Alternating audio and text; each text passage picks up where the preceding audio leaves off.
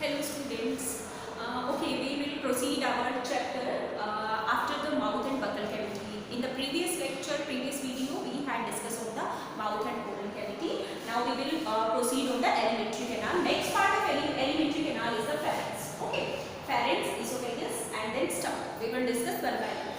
What is pharynx? Actually, pharynx is the connection, you can say that intermediate connection for the both alimentary canal as well as windpipe, or you can say that respiratory system. Both are connected with this small part, pharynx. So pharynx have two main opening. One opening is open out into the food pipe, or you can say that esophagus or alimentary canal, and its second opening is open into the windpipe, and you can say that trachea of the respiratory system, right?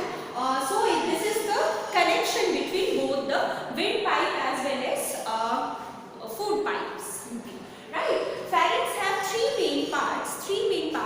First is the nasopharynx. Its main part is present in the around your nose, so it's called nasopharynx, oropharynx, and it's the nasopharynx, oropharynx, and laryngopharynx. Like larynx is the vocal box, you can say that, through which voice is releases. So the part of pharynx which is attached to the larynx is called laryngopharynx simply. So there is three parts of pharynx: naso, oro, and laryngopharynx simply. So the opening through which the pharynx open into the windpipe and the food pipe have different opening. The opening which pharynx which open into the food pipe is called gullet. The reason which open into the food pipe is called gullet, and the which open into the windpipe is called glottis. Glottis have actually a cap-like structure, or a sphincter-like structure is called epiglottis. During when we will take food and the digestion of food is going through, in that condition this glottis is covered with epiglottis. It means your food does not cannot be entered. It cannot be entered into the food pipe during the swallowing of the food, because if the food is enter into your windpipe, so we cannot, because in the windpipe there is no digestive enzyme, we cannot digest these part of food into the food windpipe. So by the backflow of the food, we just you can say that something is going wrong if your food part, small food part is enter into the windpipe. It may cause death also if it will not again resume into your original place, because in the windpipe there is no digestive enzyme. Simply I'm saying that if your food part, for example your small food part during digestion of the food is enter into the windpipe simply, so we feel some barrier, right? So backflow of the food is returned, flow of food is returned into the, or backflow into the food pipe, and to protect ourselves. This is the backflow response of your body simply, you can say that, right? Okay, next is the esophagus. Pharynx is generally lead into the esophagus. Esophagus is a long tube approx 25 cm long, right? There is no digestion of food takes place in the esophagus, because there is no digestive enzyme in esophagus. There is a movement of food takes place in the esophagus due to the esophageal wall. Esophagus wall is very thick and made up of 4 different layers: serosa, muscularis, submucosa, and mucosa, right? This part of the wall is made up of connective tissue, elastic tissue, right? Muscularis consists longitudinal as well as circular muscles are present in the muscularis layer. Submucosa and mucosa generally consist a gland which release mucus, and stratified epithelium is present in the mucosa, and submucosa generally consist a mucus gland which release mucus simply. So this is the composition of wall of esophagus. So esophagus wall is very thick, and from the mouth, your food in your mouth, your food is converted into simple, from the complex into the simple, and due to the mixing of mucus it is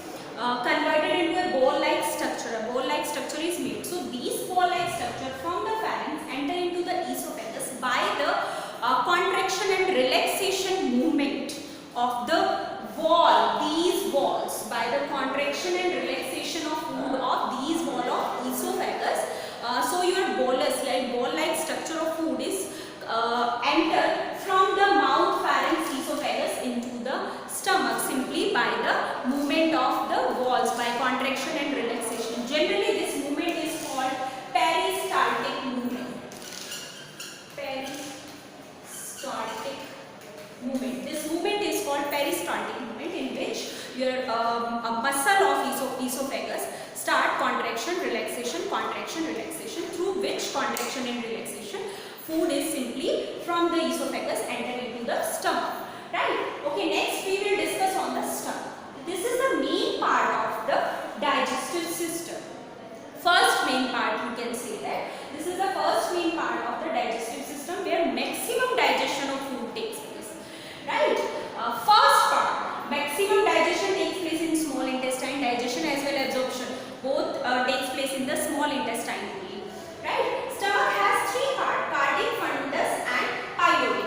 It is a J-shaped structure generally. This is your cardiac part. This is the cardiac part of the stomach. Okay, you can say that this is the connection of esophagus and stomach also. One more thing, in cardiac part of the stomach, and this is the smallest also. So there is in cardiac part food does not stay for long time. Food just stay in the fundus part only. Stomach is the organ where your food is stay for 2 to 3 hours, maybe long time. Right? So cardiac and esophagus, this part and esophagus have an opening which is covered by a wall-like structure. This wall is called cardiac sphincter. Sphincter is covering through which an opening is covered. Right? So from this cardiac, there is no backflow of food takes place in the esophagus. It means if once your food is come from the esophagus into the stomach, there is no backflow of food from the stomach into the esophagus simply. It means your food does not backflow from the stomach to the esophagus. Stomach से esophagus में food दोबारा backflow नहीं करेगा.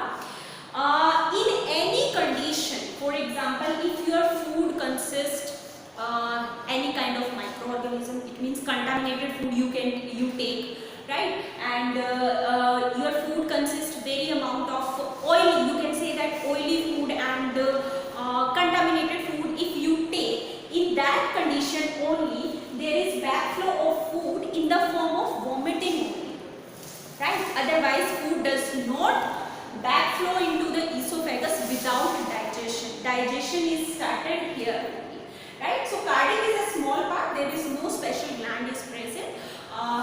Next is the fundus. This is the maximum or largest part of the stomach, which consists food for the long time, which contain the food for the long time according to the type of the food. For example, carbohydrates stay 1 to 2 or 2 to 3 hours maximum, and protein for 2 to 3 hours, and fat take long time. It digest approx 3 to 4 hours and maybe long. So it depends on the type and complexity of the food generally, right? So this is the main part, and it contains the stomach consists of glands. Stomach cells are called gastric cells.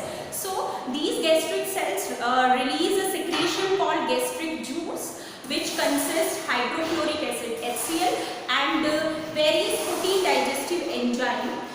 So the gastric cell make a gland is called gastric gland simply, and this gastric gland is an exocrine gland, and it releases a large amount of a juice is called gastric juice, which consists protein digestive enzymes as well as HCl, hydrochloric acid.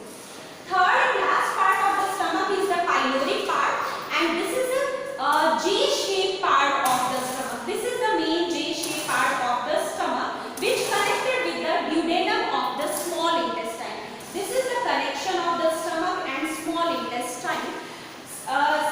Similarly, cardiac part of the stomach, pyloric part also have a sphincter through which if your food enter from the stomach into the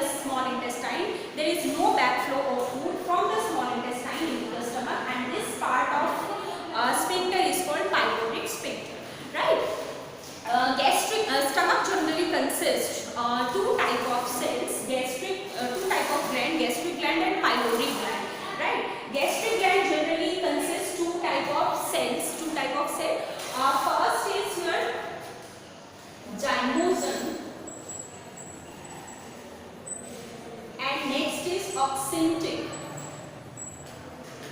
These zymogens generally release the pepsinogen or protein digestive enzyme, and oxyntic cell generally release the hydrochloric acid or HCl, or you can